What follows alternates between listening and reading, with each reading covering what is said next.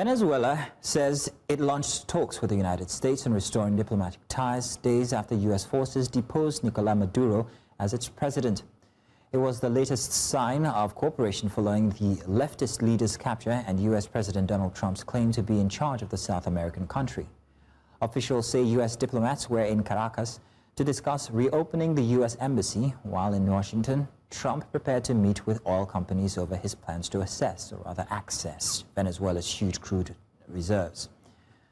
Anxious relatives waited outside Venezuelan jails on Friday for a glimpse of their loved ones as the authorities began releasing political prisoners, a move Washington claims credit for.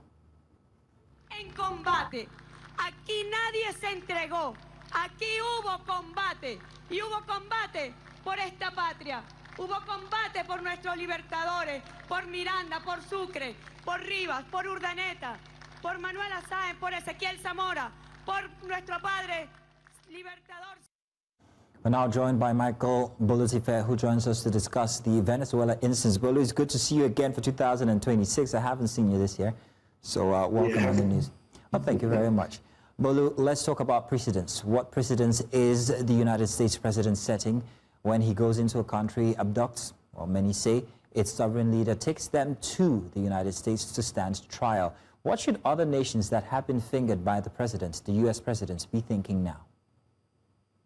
Well, thank you for having me. Honestly, I do not think that President Trump is setting any precedent. I think he's actually, following a playbook that existed for over 70 years. It's not the first time that we'll see presidents being deposed from office. I mean, there's a long list. Is it Yahya Jammeh of Gambia in 2017 when he refused to leave office after losing the election? ECOWAS threatened military intervention. This had the backing of the United States.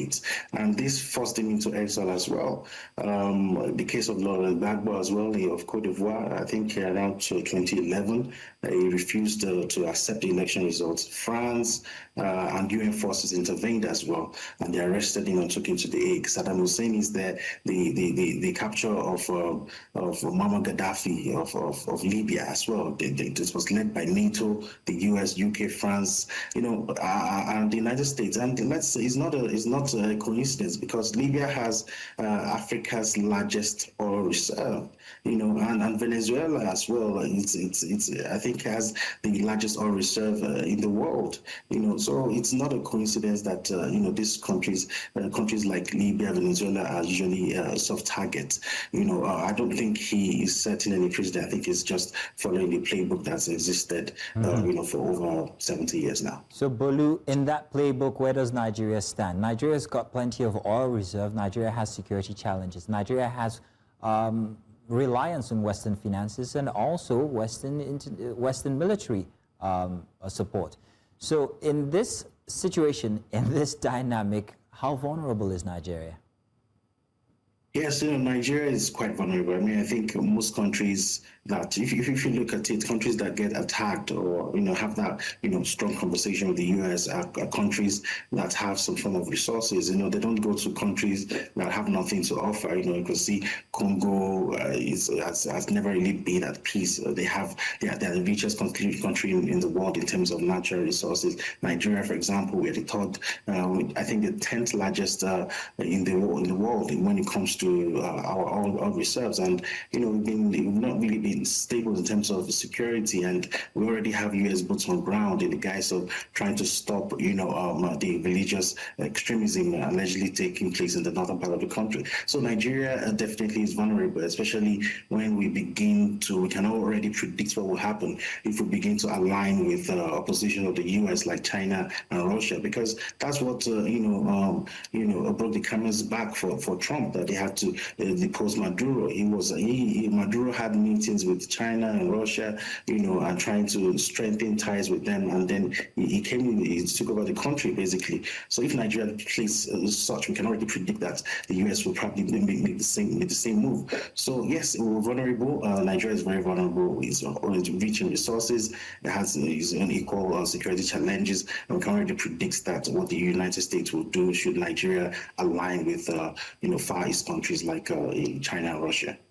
So Bolu, is generally agreed that Maduro was a dictator, is a dictator, and that was one of the excuses that the American president actually used in getting him to America, in attacking and also, in quote, kidnapping him and bringing him over to America.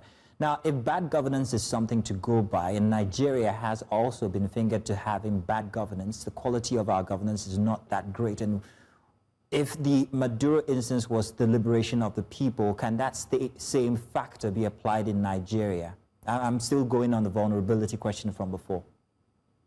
Okay, so I believe strongly that the case of Maduro is actually quite very much different. It's we can't really compare that much what's going on in Nigeria in terms of a leadership and what the atrocities that Maduro has committed as well. Maduro is not a saint. If you look at the history of Venezuela. But Bolu, let me stop you there.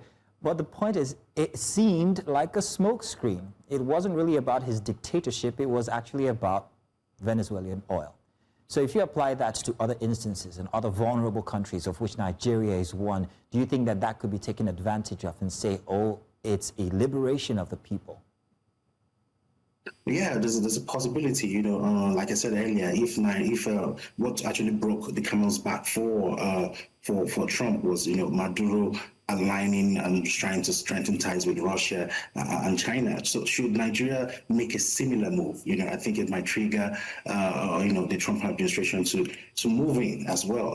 So yeah, Nigeria must find a way of, must try to be as diplomatic as much as possible, be friends with the US, be friends with the other powers all over the world, because the win-win situation when we are friends with other big countries or the powerful countries all over the world, because they do have stake in Nigeria in terms of investments, in terms of the manpower. They're building our roads, bridges. They do have a stake in the country. So it's to our benefit as well if we try to be as diplomatic as much as possible by maintaining a good relationship with the US, with China, Russia, and every other country that's powerful in the world. Not only the powerful ones, but every other country. We should be a friendly nation to as many countries as much as possible in the world. Should we go otherwise against the US, the way Maduro has done, then we can already predict that it's likely that the US will sweep into the country. All right, so what alliances should we be looking away from? And I mean this deliberately.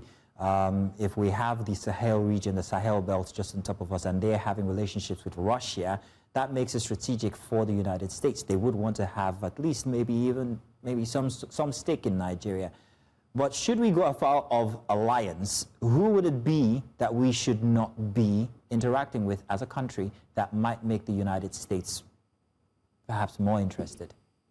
Okay, you see, even within a family, right? They're all given birth to by the same parents, but there'll still be siblings that will be closer to one another than the rest. We can measure the level of closeness of relationship that we can have with every country. We don't have, there are some countries we're going to have like really strong ties with, countries that we have ties with, but not as strong as some others. So I think what we need to do as a country is to measure our level of interaction, relationship, or ties with each country. We shouldn't be too close to some, and we should be the ones that are safe, that will not put us into trouble with stronger countries. We can't have stronger ties with them. It's all about national interest. For instance, Bolu, and real quick, while Venezuela used to sell oil to China, what if China says to Nigeria, we would like some of your oil? Should we sell? Wow, that's a really tricky one. That's a really tricky one, and there's a possibility that could happen. I mean, the world trade is not restricted to a particular country, and Nigeria is a sovereign nation. They have the right to sell, and we have the right to sell our resources to any country that we wish to. So we can trade with China. We already do that. We have a lot of Chinese products in the country already. It's not the oil wouldn't be any different. The US does not have the right to dictate to us what we're supposed to do as a country. The same way we sell to the US, we also have the right to sell to Russia, China, and any other country in the world. I hear you there, Bolu. The U.S. does not have the right to dictate to Nigeria who it sells its oil to. Thank you very much then, Bolu. We'll see you next time when we have such conversations. Thank you. Thank you for having me.